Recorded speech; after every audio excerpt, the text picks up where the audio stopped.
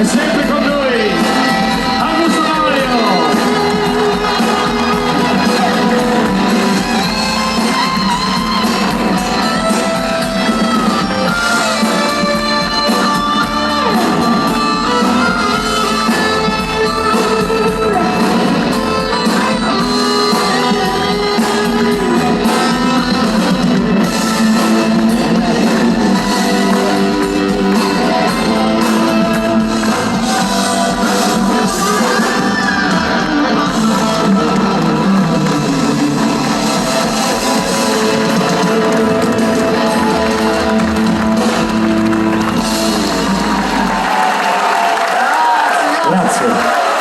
Grazie agli amici del Festival Val Sangona di Torino, grazie per...